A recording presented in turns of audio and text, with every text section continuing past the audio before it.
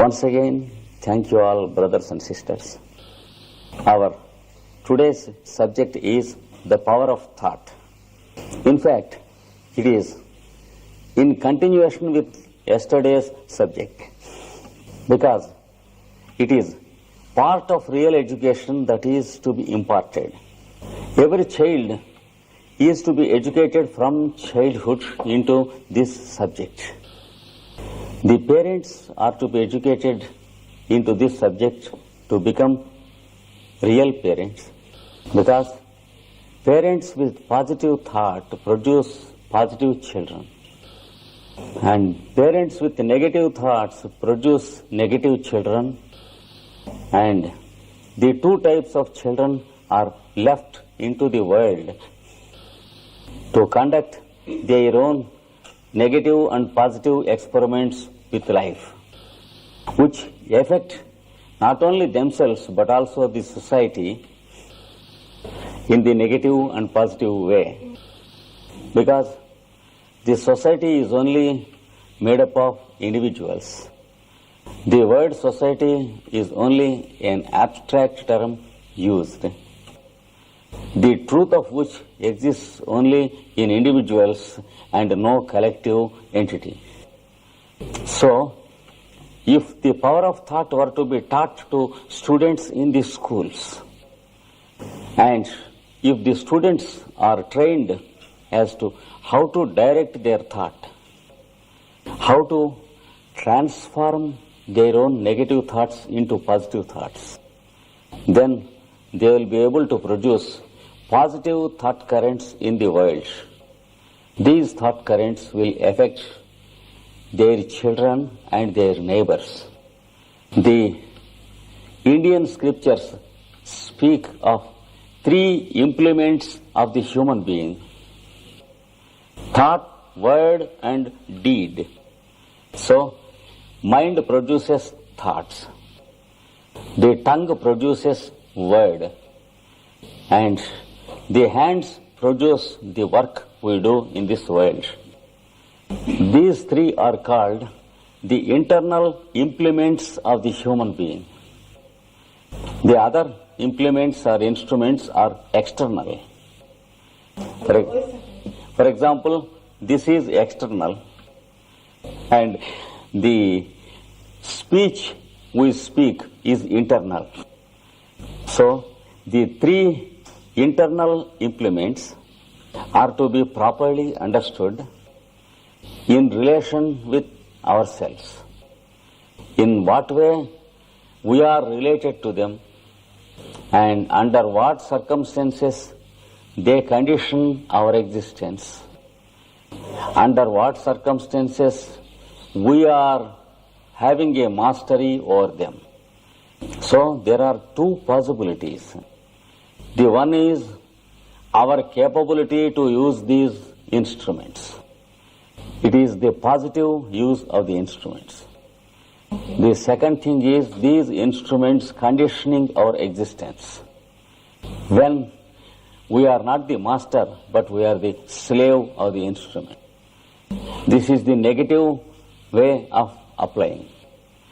So, we should know under what circumstances the negative application occurs and positive application is possible. Without knowing which, the student is not successful in his examinations.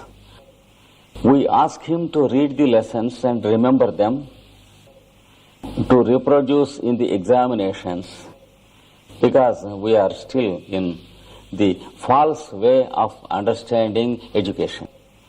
The student reads and reads again and again, but he is too much troubled because he cannot remember the lessons and reproduce in the examination. At the same time, if he makes a pleasure reading of a book, for example, a story book or a novel, even though he reads it quickly, only once, he remembers the story and the incidents in the book, and he need not try to remember it particularly. What is the difference? Where lies the secret of remembering the second book and not being able to remember his textbook in the examinations. It is only the power of his thought wrongly applied. What happens if you give me an instrument the use of which I do not know? Instead of being an instrument, it becomes an impediment, hindrance. For example, I do not know motor car driving. I am going on a bicycle in the street. You will stop me and say, you are a big scholar, you know many subjects. I don't like you go on a bicycle. I will give you this car. You can drive this car and use it for yourself. If I throw the bicycle there and take the car from you, what happens? I have thrown an implement which I could use, and I took up an implement which I could not use. So it is a hindrance on the way. The student who is going to appear for the examinations is having a thought with him, that is to remember what he reads. And he is not trained how to direct this thought. Neither the parent nor the professor in the school has trained him into the method of directing his thought, because they are not trained in this science. The secret of his wrong direction of the thought is that he is having a thought that he should remember the lessons, and this thought is coming on the way, standing between himself and the lessons he has to read. And with this thought in between, he is tackling the lessons. The result is, the more he tries to remember, the more he cannot remember the lessons. Whereas, while reading a story book for pleasure, he has not the idea that he has to remember it. He is approaching the book directly. Therefore, he remembers it without any effort at all. So, the effort to remember becomes a thought, and it stands as a hindrance for him to remember. This is the power of thought when wrongly used. Many times we use very good thoughts wrongly in our life, and we have only bad results, not good results. For example, the student of yoga tries to concentrate his mind upon one thought. He closes his eyes and makes a thought in the mind that thoughts should not come to my mind. So he has invited already one thought. The thought that thought should not come to his mind, and the thought comes and stands before him. And as long as he tries to concentrate, the thought is troubling him not to concentrate. It is the wrong way of applying the right thought. It is not using wrong thoughts, but it is using the right thoughts in the wrong way. You cannot stop the mind by asking it to stop, because the mind always wants to do something.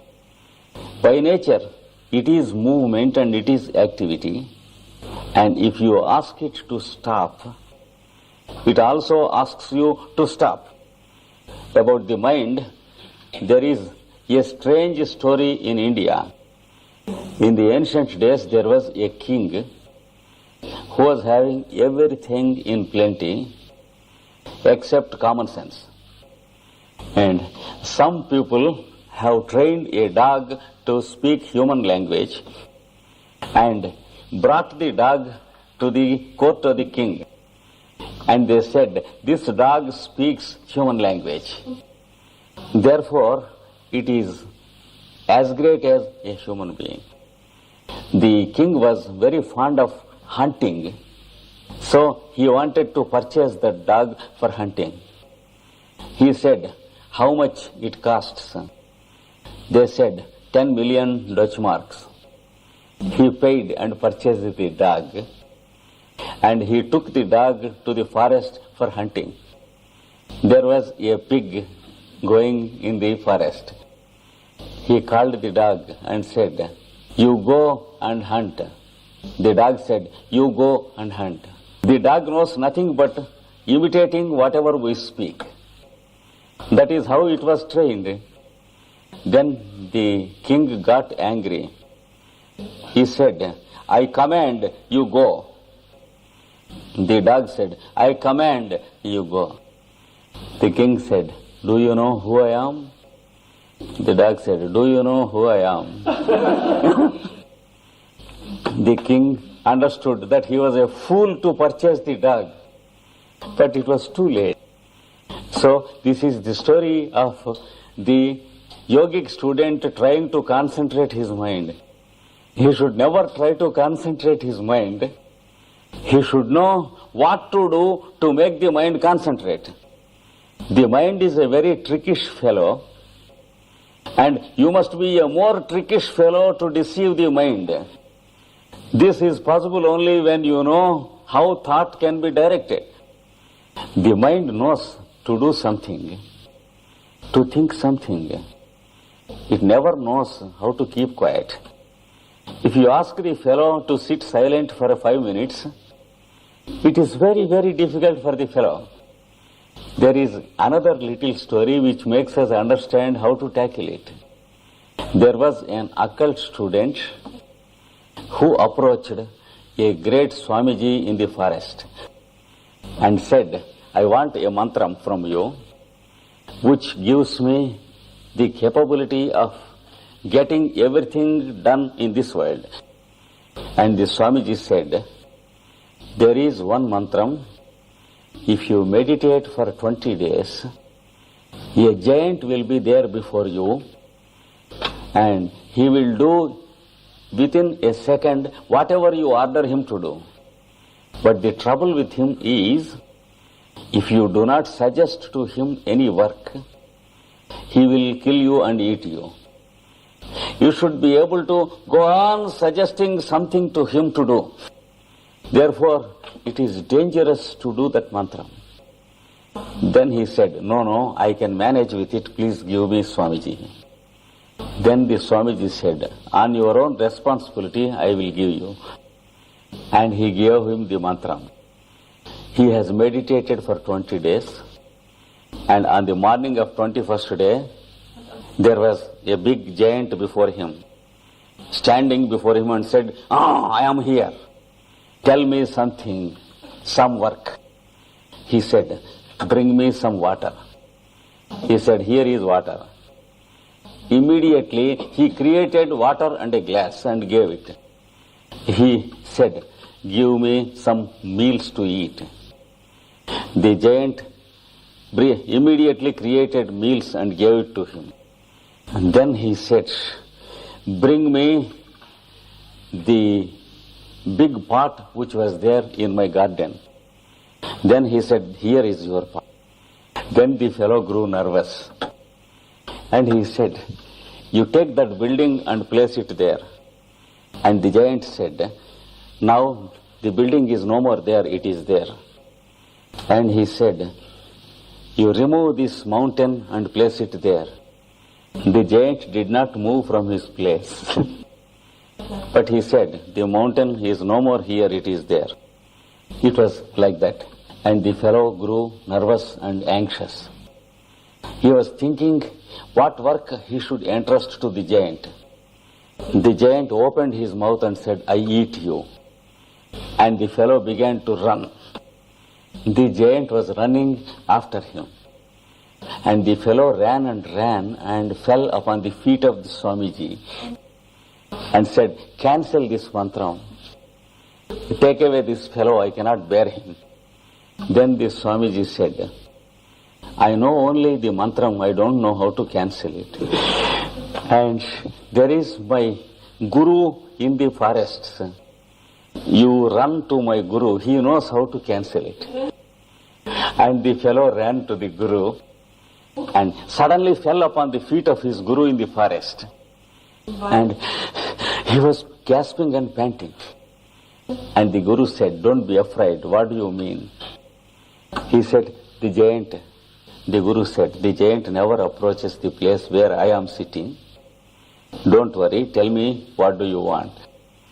He said, "This giant wants to eat me. I want that this giant be removed from me." Then the Swamiji smiled and said, "He is what is called thought. He is too powerful. He is all powerful. But don't you have that much of common sense how to use the fellow?"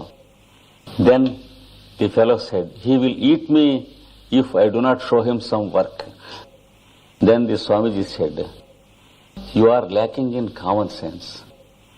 I will give you the mantram how to manage with this fellow." And then he whispered into the ears of the fellow some mantram. And he said, "Oh, it is so easy." Then he called the giant. He said, "Bring a big pillar and establish it is here on this earth." And the giant laughed and said, "Here is the pillar. I have established it here.